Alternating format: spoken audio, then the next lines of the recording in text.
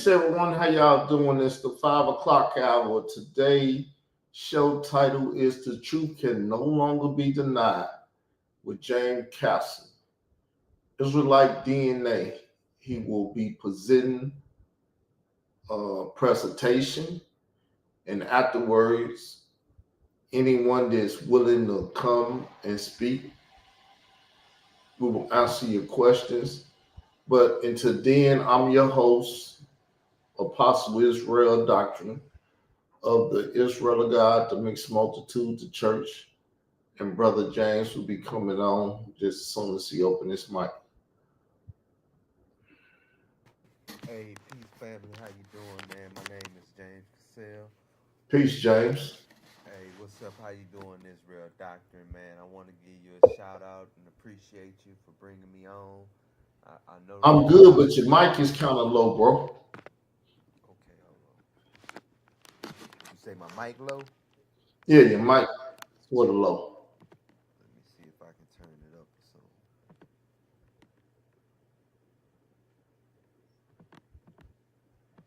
Maybe you can go on the computer and turn the mic level up and it sound better. Yeah, I'm trying to now. So give us a sec, people. Little technical difficulty. Yeah, usually it sound pretty good. I don't know what's going on now.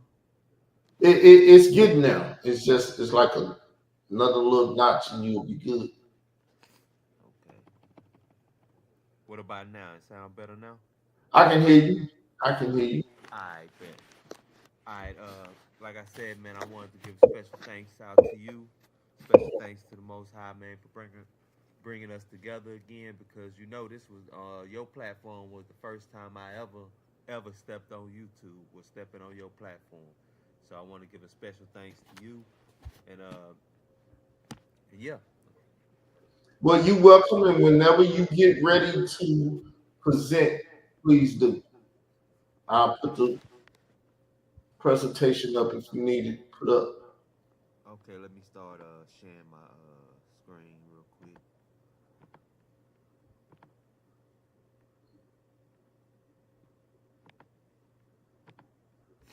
All right, you can see my screen. Yes, I can. All right, great. First, I want to give all praise to the Most High, like I said earlier, man, and appreciate it for bringing us together again in order to do this. I got interested in DNA to be honest because I started looking for ways to falsify the claims of the Bible, looking for ways to try to validate if there's any way to try to prove through science, because everybody was big on science back in about a decade ago. They was real big on science, so I was like, is there any way to prove this in a scientific manner? And so I started looking into ancient DNA, looking into the DNA of the modern populations and things like that. And this is the evidence that I end up finding. So ancient Israelite DNA, beyond the lies, because you know what they've been trying to present to us is that the Cohen haplogroup, that's the haplogroup of the Jews. If you don't have the Cohen haplogroup, then you're not a descendant of the ancient Israelites. And I wanted to look in the ancient archaeological record as far as the bodies they dug up and they found to see if that could be true. So first we want to go over what DNA is because some people they not very familiar with it. Uh, so what is a gene? A gene is a segment of DNA that carries instructions of making proteins or functional RNA. Genes are made up of nucleotide bases A, T, C, or G. Those are the codes they use for them. Each person has about 20,000 to 25,000 genes. Not all DNA is part of the gene. Much of it is regulatory or non-coding. That's what they used to call junk DNA. What is the gene locus, or plural for is loci? A locus is a specific fixed position on a chromosome where a gene or genetic marker is located. Imagine the chromosome being like a street, and each gene locus would be like an address for where this allele is. For example, the gene which triggers the male development is located in the specific locus of the Y chromosome, because the Y chromosome is the male reproductive chromosome. What is paternal non-recombination on the Y chromosome? This is important because this is how we, trace ancestry. The Y chromosome is passed from father to son. The majority of the Y chromosome does not recombine with any other chromosome. This is called the non-recombining region of the Y chromosome. Unlike autosomes, chromosomes 1 through 22 that shuffle DNA between maternal and paternal copies, the Y stays mostly intact across generations. That's why the Y chromosome is so powerful for tracing direct paternal lineage. Changes happen only by mutation, making the Y like a slow changing record of paternal ancestry, so you're able to trace each mutation back to common ancestry. So this is how they're able to say that, hey, all E haplogroups go back to some paternal haplogroup E, like E1B1A, E1B, E1B1B. These different haplogroups go back to some E paternal ancestors due to the mutations that's shown on the Y chromosome. What are pseudo-autosomal regions? The Y chromosome and X chromosome share two small regions where recombination does occur during meiosis. They are called the pseudo-autosomal regions 1 and 2, located at the ends of the X and the Y chromosome. They behave like autosomes, which means they do recombine. These regions allow the X and the Y chromosome to pair up separately during the sperm production. Alleles. Right now we're gonna go through pretty much from alleles all the way up to haplogroups, pretty much explaining what these are. Alleles are pretty much the foundation, what everything is built on. An allele is a variant form of a gene at a specific position or locus, as we spoke about just a minute ago, on the chromosome. Every person has 2 alleles per locus, except on the sex chromosome in males. For example, at the gene locus that controls the eye color, you may have a brown allele from your father and a blue allele from your mother. And the alleles are pretty much used, well, they'll say it right here in the next part. The important thing to remember is alleles can be dominant or recessive. We know about dominant and recessive genes, or codominant. The SNPs, or the single nucleotide polymorphism, are common types of allelic variation involved in change at a single pair, which is one of the characters A through G. Genotypes and phenotypes. A genotype is a combination of alleles at a given locus. They pair them up with like AA, AG, GG, and there could be other pairs as well. A phenotype is an observable trait resulting from a genotype.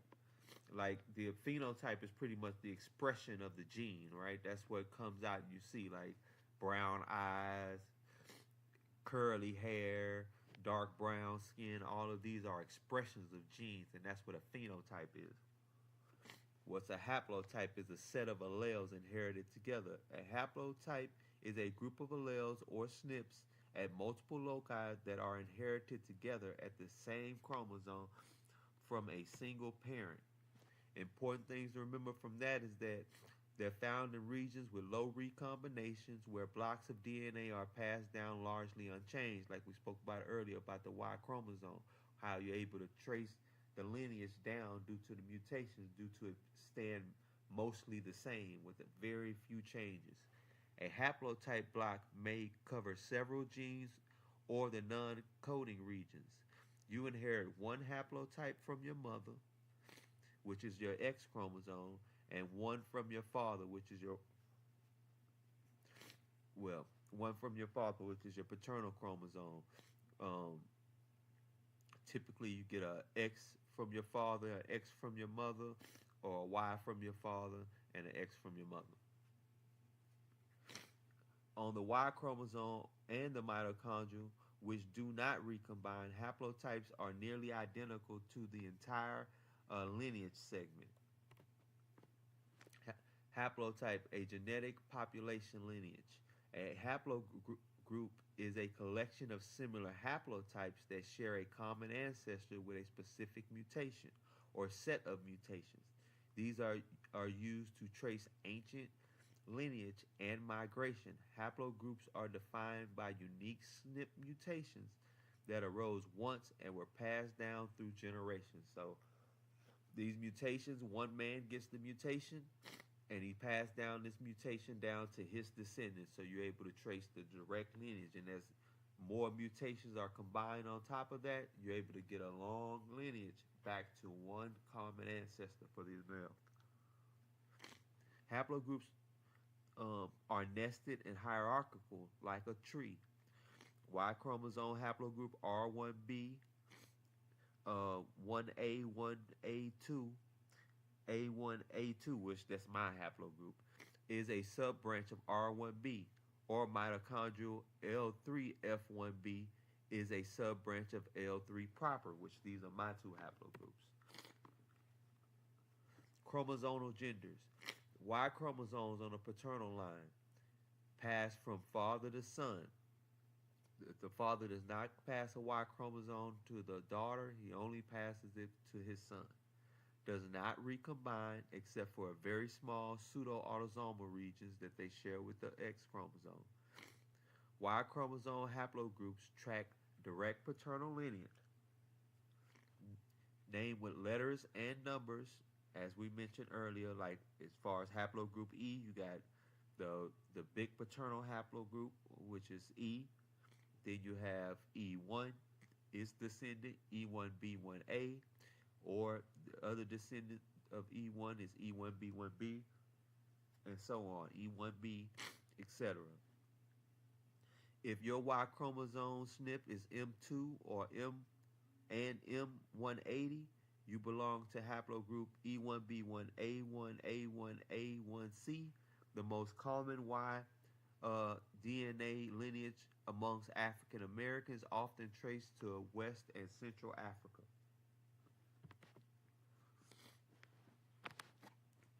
Mitochondrial DNA, or the maternal line, circular DNA molecule in the mitochondria, pass from the mother to all her children, both male and females, but only the daughters pass it on.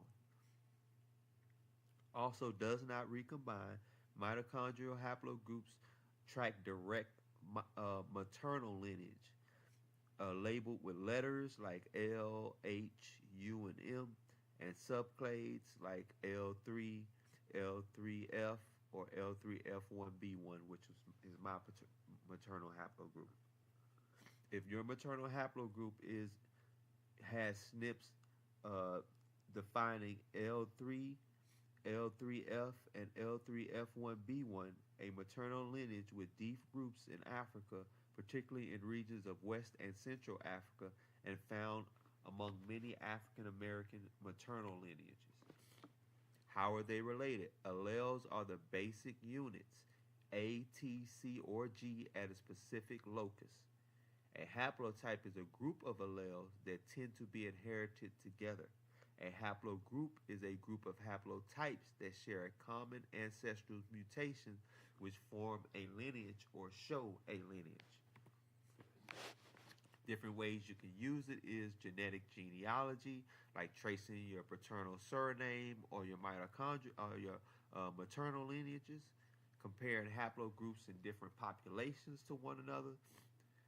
In anthropology, you can use it for understanding migration patterns, and then from your understanding, you can then map the migration patterns, and also used in medical research because some haplogroups correlate with certain diseases.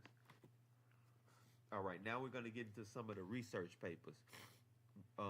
analyzing the Bronze Age and Iron Age Levantine populations, because these are the populations we're talking about during the time of the ancient Israelites. So we want to look at these populations and see if there's anything special about the Israelite population that makes them stand out, or are they just a typical population like any other population found in the Levant. The Bronze Age from 3500 to 1150 BCE was a formative period in the southern Levant, a region that includes present-day Israel, Jordan, Lebanon, the Palestinian Authority, and southwestern Syria. This area, which ended in a large-scale civilization collapse in this region, shaped later periods both demographically and culturally. The following Iron Age, from 1150 to 586 BCE, that's the time of the Israelite kingdom emerging, saw the rise of territorial kingdoms such as biblical Israel, Judah, Ammon, Moab, and Aram of Damascus, as well as the Phoenician city-states.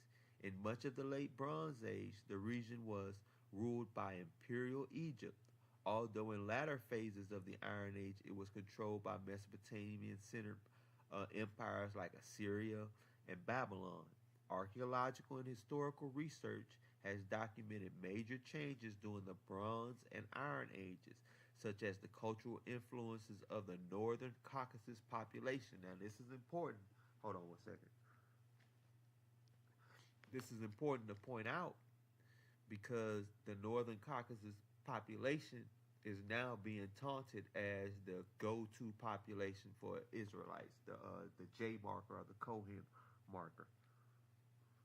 While this isn't even a Shemitic lineage, this isn't even a lineage that would come from the person that we call Shem. This would actually be a Japhetic lineage because the Caucasus is in Europe.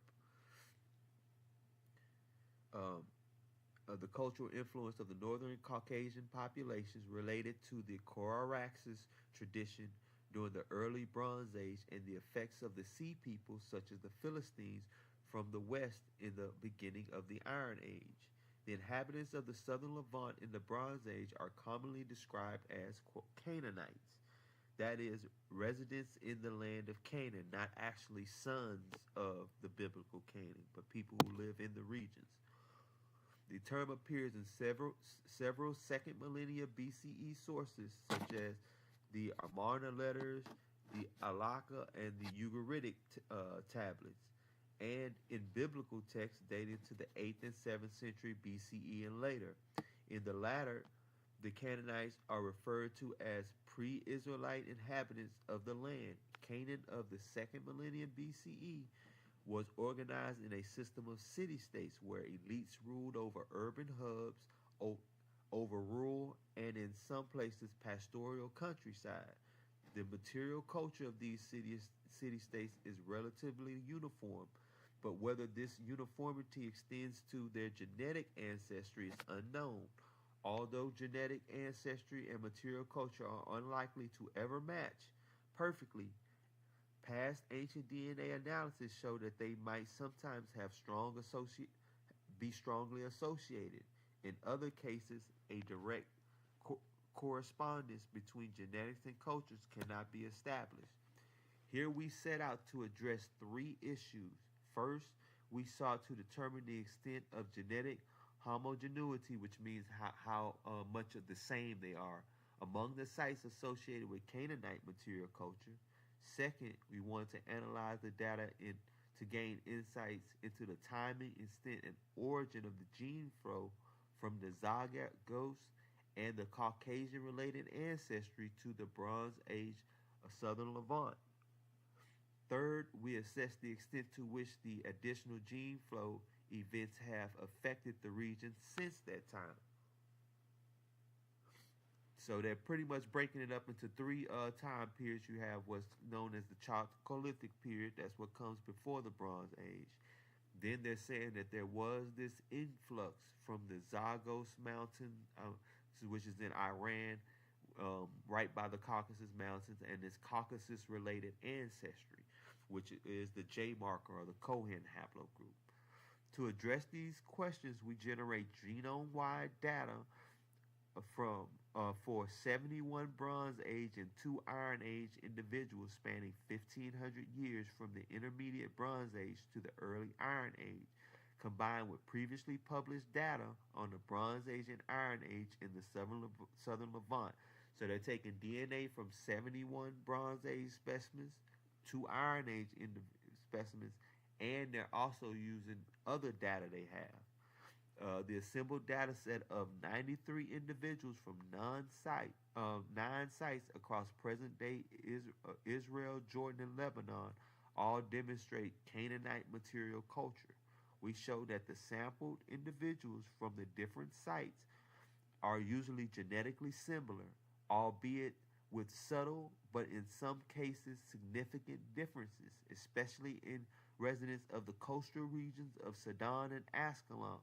Almost all individuals were modeled as a mixture of local earlier Neolithic populations and populations from the northeastern part of the Near East. However, the mixture proportions change over time, revealing demographic dynamics of the southern Levant during the Bronze Age. Finally, we show that the genomes of present-day groups, geographically and historically linked to the Bronze Age Levant, including the great majority of present-day Jewish populations and Levantine Arab-speaking populations, are consistent with having 50% or more of their related ancestries from peoples related to the groups who lived in the Bronze Age Levant and the Chalcolithic Zagros. These present-day groups show ancestries that cannot be modeled by the available ancient DNA data, highlighting the importance of additional major genetic effects on the region since the Bronze Age.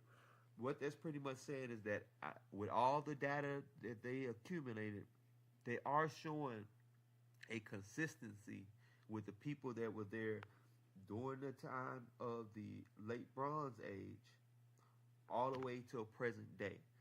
So when a lot of people are saying that a lot of people that are in that region today are new invaders, they're Ottoman Turks, they're this, they're that, that's just incorrect according to the genetic data. According to the genetic data, it's pretty much been a continuity of the people in that region since the Bronze Age. And that's 3,500 plus years ago. So there's been thousands of years of continuity in that region. And this right here comes from a paper known as the Genomic History of the Bronze Age Southern Levant. This was published in Cell Volume 181 by David Reich and Israel Finkelstein. David Reich is a pioneer in the studying of ancient genomes, of digging up ancient bodies and taking DNA samples, analyzing those samples, enriching them, and letting us know what the haplogroups of these people were. And Israel Finkelstein, as many people know, is a biblical minimalist. A biblical minimalist is someone that takes nothing in the Bible as true until they can prove it as true. But he's the authority in pretty much a authority in archaeology in that region. Haplogroup J in the ancient Near East, because again, what I'm showing right now is that haplogroup J is the haplogroup that came into the Levant during the Bronze Age period from Iran region, the Caucasus Mountain region, and that is not plausible that they are the actual haplogroup of Israelites. It's more likely that they descend from the sons of Japheth. And this right here will go into and exemplify that. 3 haplogroups were found at high frequencies in the Mazandarani and Galaki groups. R1, a basal R1, a G M201, and a J2 M172. To further investigate the relationship of these haplogroups based on the 3 SNP groups, we type 9 Y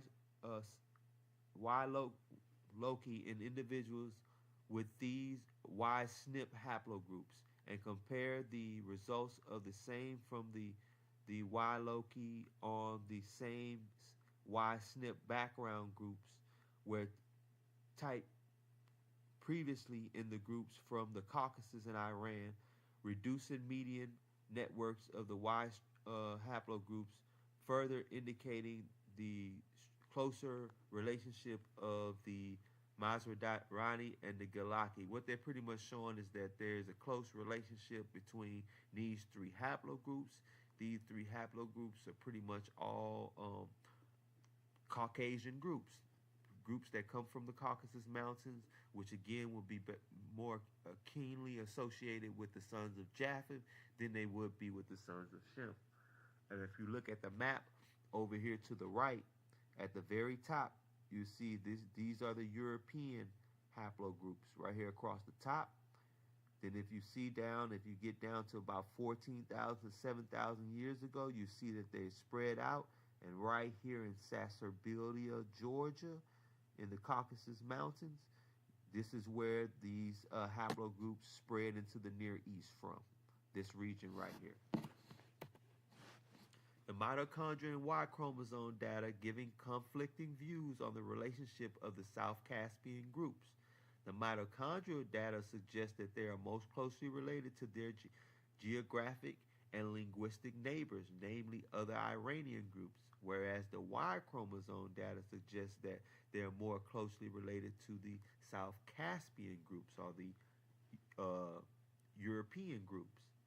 How can these be reconciled? One possible scenario would be the origin of the Gilaki and Mazarani in the South Caucasus and migrated to the South Caspian region, followed by an incorporation of females but not males from the local Iranian region. So pretty much men came down from the Caucasus Mountains and took women from the local Iranian groups. Such preferential incorporation of females would be expected if the ancestors of the Gilaki and Mazdarani groups were patrilocal, which means the paternal groups move while the women stay in the in the environment. So the men go out, hunt, conquer, move around, hunt, conquer, and set up little locations where they have their women and they come back to. Which in the case which is the case today and would lead to the integration of mitochondrial groups, but not Y groups from the local Iranian gene pools. Over time, the mitochondrial gene pool of the South Caspian groups would come to resemble that of their genomic neighbors, while the Y chromosome gene pool will still reflect the South Caspian origin. So, like I said, the Y chromosome come down. After a while, they're pretty much pushing out the local Y chromosomes, which would have been E, haplogroup E chromosomes, and they're taking over now. And the women, but the women are staying there, so they're taking the local women and having the local women raise their children, and now they're raising these children with the customs, with the local customs, the local languages, so on and so forth. Presumably, the ancestors of the Gilaki and Mazdarani spoke a Caucasian language. Therefore, their original Caucasian language must have been replaced by the local Iranian language under the above scenario. So pretty much this is explaining how haplogroup J got Shemitic languages. Pretty much they came down from the Caucasus Mountains, took local women, had children with the local women. The local women raised the children. The children learned to speak the language of the local women. They learned the customs of the local women because the papa's pretty much a rolling stone. They moving around, going, conquering other regions and stuff like that. And this comes from a paper called Concomitant Replacement of Language and Mitochondrial DNA in the South Caspian populations of Iran. And this is important to know because according to many scholars and a lot of people you're going to find and meet online, they're going to want to promote to you that J haplogroup is the Shemitic haplogroup, is the haplogroup of the Israelites, and should be considered the haplogroup that is descendant of Shem. But according to this paper, it shows and demonstrates that no, the reason J has Shemitic language is because it got it from the females when they came in and pushed out the males, which would have been E carriers, which E is pretty much universally accepted by scholars as the origin of Shemitic languages, where it should have been the E haplogroups. They pushed them out, and now the J haplogroups, the G haplogroups, the R1s, which includes R1A and R1B haplogroups. Now they're speaking Shemitic language or E haplogroup language. Um, Now we're gonna look at again, we're steady analyzing the Bronze Age population, but we're gonna take a more look at the Jewish populations themselves, because this is something that a lot of people don't like to talk about. There are a lot of Jewish groups that are beginning to accept this, acknowledge this, but there are a lot of people, especially amongst Christians for some reason, that don't want to acknowledge this part of Jewish history, don't want to acknowledge that sub-Saharan African populations are part of that ancient Jewish population. And this right here says a striking finding from our study is consistent with the detection of 3 to 5% sub-Saharan African ancestry in the 8 diverse Jewish groups we study: Ashkenazis from Northern Europe, Sephardi's from Italy, Turkey, and Greece, the Mizrahis from Syria, Iran, and Iraq. This pattern has not been detected in previous analysis of mitochondrial DNA and Y chromosome data, and although it can be seen when re-examining published results of structure-like analysis of autosomal data. What it's pretty much saying is that when they looking at all of the 8 diverse Jewish population groups, what they're finding in common between these groups, as well as the J haplogroup, the E1B1B haplogroups on the Y chromosome, is that they all share 3 to 5% of autosomal DNA connecting them to sub-Saharan African populations. Even when you look at Y chromosome population of Sephardic Jews and some other Jewish groups, you'll find that they carry E1B1A.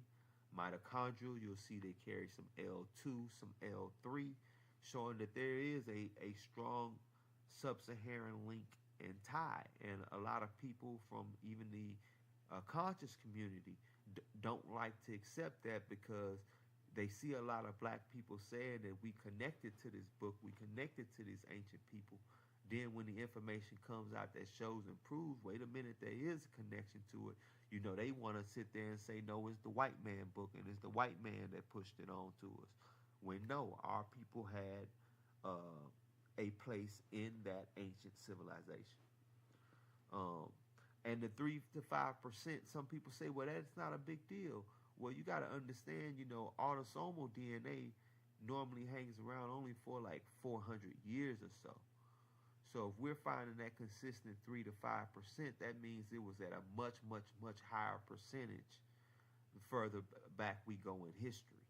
The higher the percentage must have been.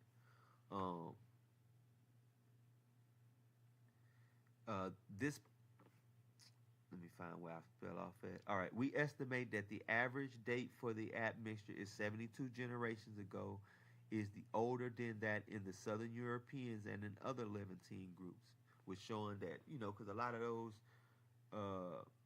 times that we see in the Southern Europeans, we know about the slave trade during the Roman period and the recent slave trade.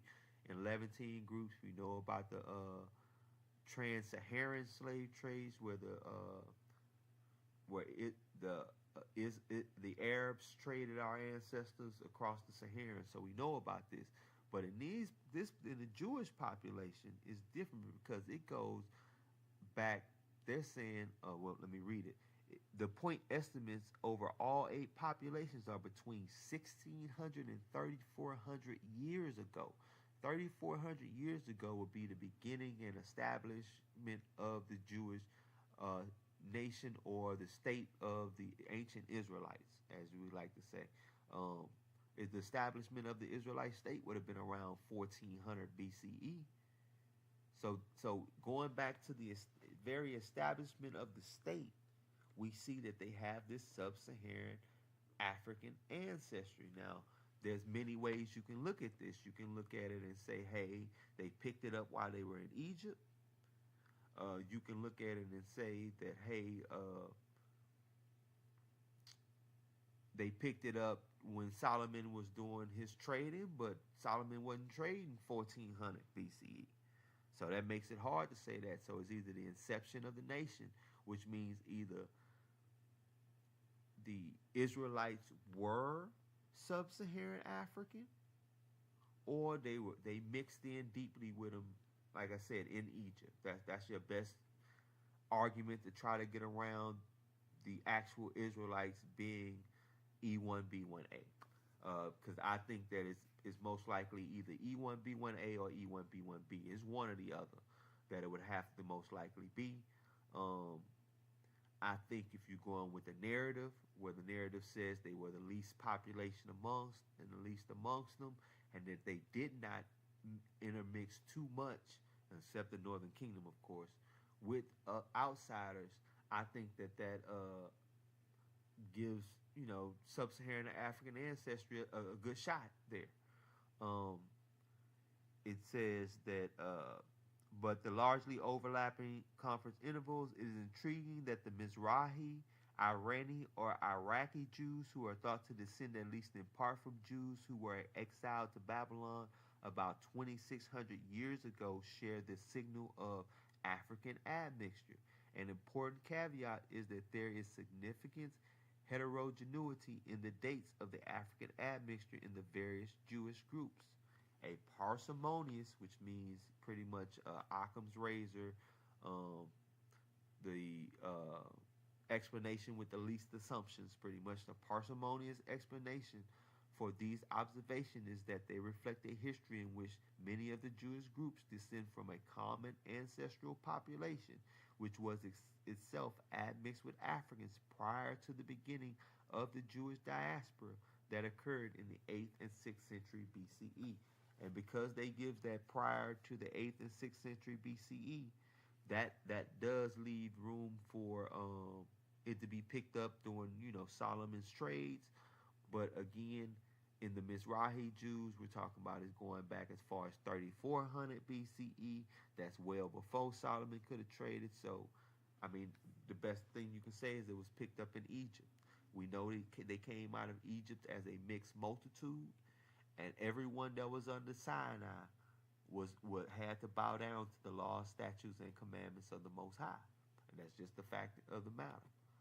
Um, Here in this chart, it pretty much shows, if we look at the first one where it talks about African Americans, they show that the West African portion, which is pretty much the sub-Saharan African ancestry they're saying that's found there, is upwards to 79% found in African Americans.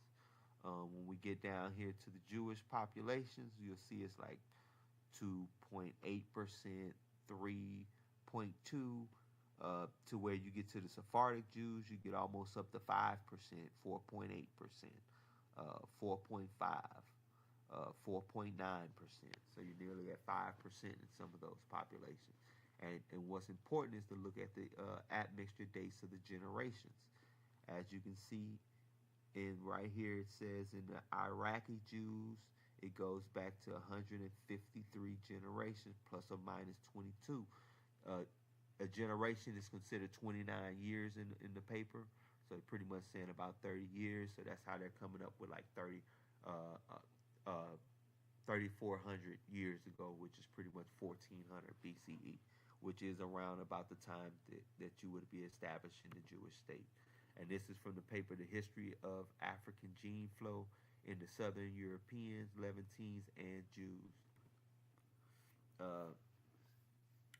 When we look at the Sephardic populations and look at what Y chromosome haplogroups are there, they also will show that we have some E1B1A. I'm not going to read all this to you. I'm just going to pretty much go here to the chart, and pretty much you can see here there's E3A. This is from, and I'm going to show a chart that pretty much shows the haplogroups found there later. The genetic legacy of religious diversity and intolerance, paternal lineages of Christian Jews, Muslims in the Iranian Peninsula, right? This pretty much paper shows that throughout the history of Jews, especially when you combine it with the paper I've shown earlier, Jews and their groups that diverge from their teachings, like Christians and Muslims, uh, throughout them you will find the common E1B1B. You'll find the common J haplogroups. You'll find a little bit of E1B1A. In Europe, you'll find a lot of R1B, R1A there, and you'll find a little bit of G as well. But it's pretty much showing that no matter what population we go and look in, we're going to find some E1B1A. We're going to find some L2. We're going to find some L3 there. This is representative of what they would call sub-Saharan populations, which we, as quote unquote African Americans or descendants of the transatlantic slave trade, descend from. Iron Age maritime migration. This is from a paper that pretty much talks about migrations that took place during this time period, what these populations consisted of, what was their genomic makeup, so we can have an understanding of what these ancient populations look like. In the early Iron Age, Phoenician and Greek city-states established trading ports and colonies across the Mediterranean. One such colony, Carthage, originally founded by Tyre, became the capital of the Phoenician Punic territories. Carthage was located in the crossroads of many of the trans-Mediterranean trade routes for 500 years. It was the dominant maritime power of the region until the Roman imperial expansions in the final centuries of BCE. Across the sea, Etruscan city-states flourished in central and northern Italy during the Iron Age. Their material culture suggests continuity with the preceding Villanovian culture, but there is also strong implications of contact with other cultures, both by sea and by land. Pretty much this chart is showing pretty much the time periods. The one we want to really focus on is right here, this yellow arrow right here, that's showing from 1000 BCE all the way down to about 300 BCE. That right there is representative of the sub-Saharan population that we want to focus on. While contemporary scholarship in geopolitics often regards the Mediterranean as a border and silos research along country and continental boundaries, these divisions are modern in their making. This is pretty much saying, modern scholars, or the scholars, especially when we were coming up and looking up and how we were taught, pretty much try to set up these barriers that people didn't cross, that these populations were stagnant and kept into this region. But the more that they're looking into ancient DNA, digging up these ancient bodies, seeing what these populations consisted of, the more they see that people have been moving around in ancient times. I mean, they can't move as fast as they do now. Now, they wasn't much evidence of them just crossing the Atlantic or the Pacific or any of these bigger oceans, but they could move across something like a small Mediterranean Sea, across with boats, and people were migrating all across it. Carthage and the Etruscans were trading partners and at times allies united against Greek and Roman colonial expansion. However, insights into the relationship between the trans-Mediterranean neighbors are limited. Few Punic or Etruscan written sources have survived to the present day, and most of these are short inscriptions. As a result, most of the historical record is filtered through the lens of Greek and Roman sources. Iron Age history was quite literally written by the victors, and archaeogenetic research adds a new line of evidence to our understanding of the people of the dynamic time period. It's pretty much saying all the history we've known so far is all based on Greek and Roman sources. People who hated these populations, who had their own agendas that they were pushing to their own populations, much as we see even today with countries having their agendas they're pushing in order to promote their wars and the domination they're trying to have across the world. This wasn't no different in ancient times, but now, since they're doing the archaeogenetic studies, which is combining archaeology with genetics, they digging up the bodies, Then they're taking the DNA samples from the bodies. We're getting brand new evidence that's showing us that, hey, like I said earlier, people were moving all across this time period. So we can't be trying to sit here and say, hey, well, the Israelites were only there in the land they call Canaan or Israel today, and sub-Saharan populations were stuck below the Sahara Desert. That ain't the way they went, and the evidence is going to come out. Until recently, the genetic makeup of the Iron Age Mediterranean population has been relatively understudied in comparison to earlier cultures. New research has begun to shed light on the Iron Age peoples of central Italy and Sardinia. To date, however, there has been no whole genome ancient DNA research on Northwest Africa from this or adjacent time periods, despite the major historical importance of Carthage and the complex history of the region. Mitochondrial DNA from an Iron Age individual from Carthage is the only existing ancient data from the region. So we carbon dated 19 individuals. These confirm the archaeological attested dates of the use of the Kirkoini necropolis to the mid-Iron Age, that's 650 to 250 BCE, when Carthage was the dominant maritime power. So pretty much after the Assyrians came through, took Tyre and Sidon out of power, Carthage became the new power for trade across the Mediterranean. Carthage is a Phoenician city-state that was pretty much used for trade. They weren't really doing the dominating expansion like the Romans were. They're pretty much more concerned with trade and getting the goods and shipping it back to their own nation. Pretty much a copy of what the Bible said pretty much went down with Tyre and Sidon and Solomon making a deal in order to go out and get these metals from around. Gold, silver, tin, copper, all types of things.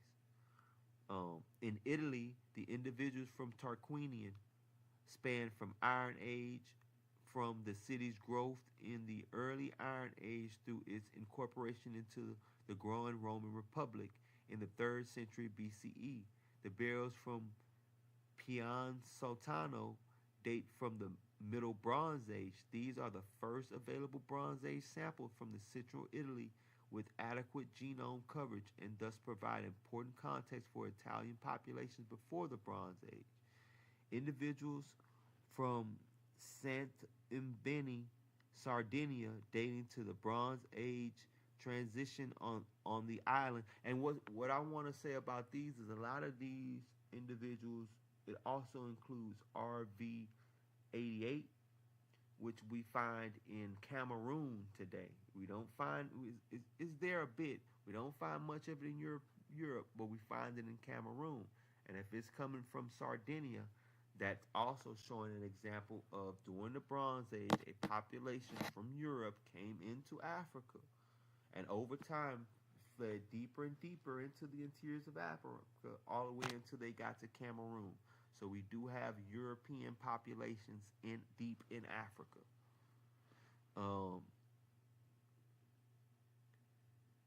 We identified one close kinship relationship pair, a pair of first-degree relatives from a shared burial in the Bronze Age site. And this right here is important to show this map, because right here where you see the purple, this is all the Phoenician city-state, which you see includes Israel. And when we get to another one that's going to show it, it's going to show the continuity between the haplogroups that are in the DNA genetic composition we're finding in the Phoenician city-states and this region as well. A high number of individuals. Let me get to the key part I want to get to. I don't want to hold this here all day. This right here is a map that's important to show, because it shows right here that there's a element of Saharan ancestry that's brought up, that it is a part of Carthage. And this is where some people try to argue that, hey, this is where likely the sub-Saharan African ancestry came from. But again, if the Mizrahi Jews go all the way back to 1400 BCE, we can't try to use 500 BCE 600 BCE as the evidence for this sub-Saharan integration. It was way earlier than that. It says the sub-Saharan African ancestry we observe at Kukoin may uh, e- may result either from direct contact or indirect contact from nomadic populations of the Sahara. These nomadic populations, known to the Greeks as Numidians, are thought to be ancestral to the Amazigh populations living in North Africa today. Trans-Saharan trade routes made easier by a greener, less arid Sahara than today had connected the communities of North Africa with their sub-Saharan counterparts since the Bronze Age. I would actually argue that a lot of the populations that we call sub-Saharan actually migrated from North Africa after the Green Sahara.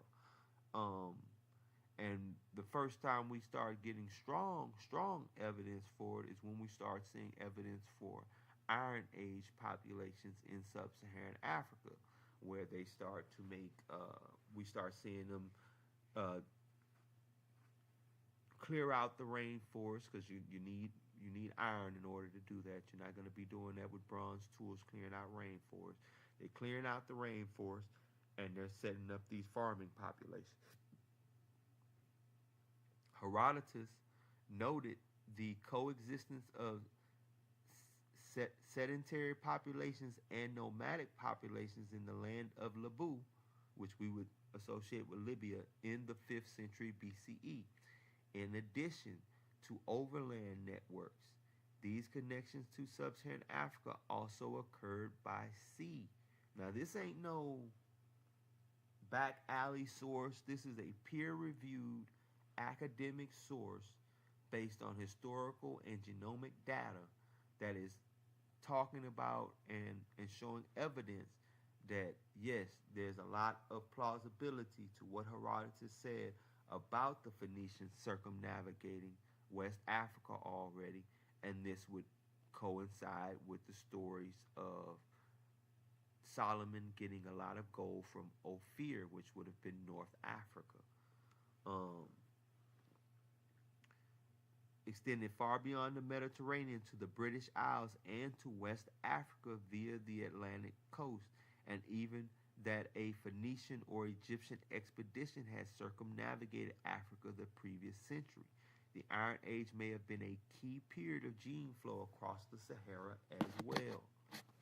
This is from Genomic History of Continuity and Mobility in the Iron Age Central Mediterranean.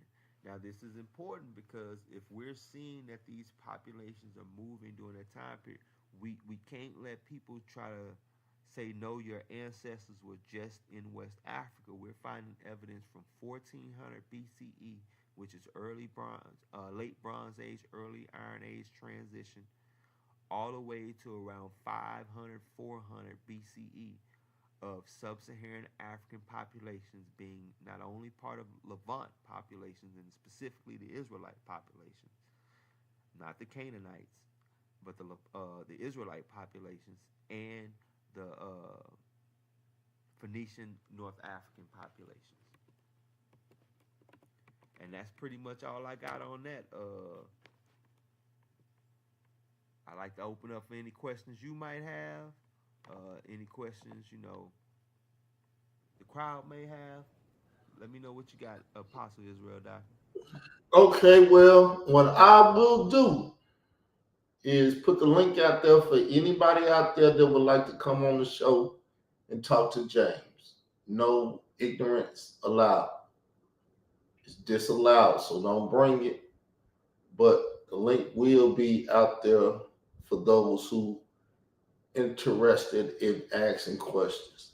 My only question is because I talked to Dr. Michael Brown, the Jew for Jesus that debated the Gorilla Hebrew, and he tried to deal with the fact that the Jewish population and the black population, I will use that term, um, had this gene. I think you named the gene. I can't remember the term for it, but he was like, the Jews, the Levites, have this gene. And I was like, don't you know that Esau and Jacob are twin brothers that deals with the male gene pool, which you were speaking about the male and the female gene pool. So if you could speak on it, if you know anything about it. Okay. Well, I think it's two things there. You have what's known as the Cohen haplogroup. You do have African Americans who carry haplogroup J, the Cohen haplogroup, because there were a lot of intermarriage between Jews, and some Jews had slaves, and you know how that went during the slavery time period. So that would be handed down. Now, I spoke on Jay's haplogroup's origin in the Caucasus region for a reason, because a lot of times that is trying to be promoted to us as if this is the Israelite haplogroup. This haplogroup comes from Shemitic peoples. When no, this is the haplogroup of a people that invaded the land of Canaan during the Bronze Age, which is before the rise of the Israelite state. They invaded the land of Canaan during the Bronze Age and took on like the Hittite Empire, and they took on the label of being Canaanites and stuff like that. So we know the Northern Kingdom did a lot of intermixing with the native peoples of that region, or the peoples that was in that region before Israel came in. So what I think that clearly took place is they intermixed with these people. These people start taking on quote the traditions of the Israelites, start obeying the laws of the Israelites, so on and so forth, and then over time they're gonna keep practicing them while the Israelites are thrown out of the area, scattered. Some of them that are attached to them are scattered as well. Um, but I don't think that that Cohen haplogroup is the haplogroup of Aaron the priest. I don't think it is at all. I think that a only thing happened was that Jewish populations were trying to find a way to substantiate themselves in that region, and they brought up a haplogroup that has been in that region for thousands of years that would support their claim for it, and that was commonly found. But the most likely we looking at it's got to be an E haplogroup, E1B1B or E1B1A would be the haplogroup of the Israelites. As far as the DNA that shared, that's that sub-Saharan African ancestry that is autosomally shared with the native. I said the native with the Jewish people and with us, which pretty much just means that there was a period of intense admixture, which is why the paper said that during the ancient times before the exile period that they must have all been part of a common ancestral population, which is pretty much that mixed multitude that came out of Egypt. Sound good. Anybody would like to come and ask the brother some questions? That's the link to get into the room. If not, his presentation is over. So you know what that means. Well, I like that statement that you made because I told him 70 AD, which is a preterist standpoint. In 70 AD, a lot of big things happened in the world. The Levites was taken out, the temple was destroyed, and everything. But you know, Israel was replaced because Israel was taken out the land, and because the Jews was in the land, they start calling themselves Judeans and blah blah blah. You come in. Yeah, I believe there's a lot of plausibility there. We know what happened during the Maccabees period, where they were taking a lot of people who would have been considered Edomites, mixing them in. A lot of people that probably would have been there since ancient times, and they already had intermixed into Israel. A lot of Canaanites would have intermixed with Israel over time. So a lot of those populations, they've been there forever. Why would they get up and leave just because the Israelites leave? Also, we know that a lot of the people who are considered quote unquote Jewish today, they do mostly descend from Jewish populations that moved into that region around 7th century AD. It doesn't have, I mean, some people argue the Khazar thing. I'm not a big proponent of it. Um, but there was a clear gene flow. I think that it most likely came from escapees from Rome, from us being taken into captivity into Rome. But if you're up there with European people, you're gonna mix with European people. You're gonna look European. The ancient peoples that lived in that time period and in that region, they wouldn't have looked like the people that call themselves Jewish today. Um, but those people do have a claim to that region. There's been continuity in that region, like I said, for thousands of years. Um, but that doesn't necessitate that they are the actual people of the book. And I think that there's no chance at all that haplogroup J was the haplogroup of Aaron. Aaron was said to be from a son of Levi, from Jacob, which was a Shemite, and haplogroup J most likely is a Japhetic Y chromosome that goes back to the sons of Japheth from the Caucasus Mountains, not the sons of Shem from the Near East, which was haplogroup E for sure.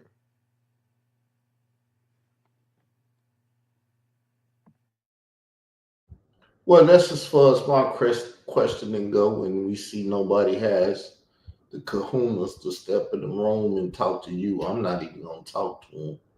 But that's it. I appreciate the presentation, your diligence from coming over here, staying out there in the public. I see you don't use the term Hebrew Israelite to try to get them to show them how DNA is, that we are Israel and everything. So I like the presentation, bro.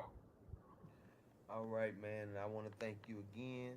Like I said earlier, man, the first time I ever came on YouTube, ever did anything, was right here on Israel Doctrines channel. He's the one who introduced me to this thing. And I'm always willing to come on if he has a request or anything like that for me to do any type of presentation.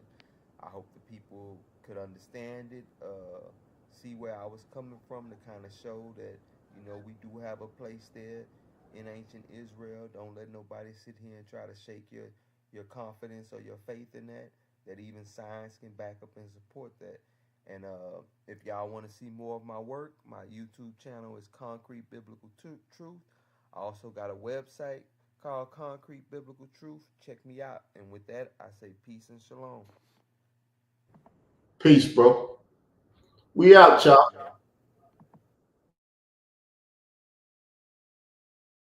Throughout history, several historical groups and civilizations have been documented as having connections to ancient Israelite heritage while being of African descent.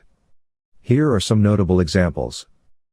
The Beta Israel, Ethiopian Jews, a Jewish community that lived in Ethiopia for centuries. The Lemba people of southern Africa, who maintain traditions and practices similar to Jewish customs. Various communities in West Africa that have maintained traditions and practices that scholars have linked to ancient Israelite customs. It's important to note that this topic involves complex historical, genetic, and cultural evidence that continues to be studied by scholars and researchers.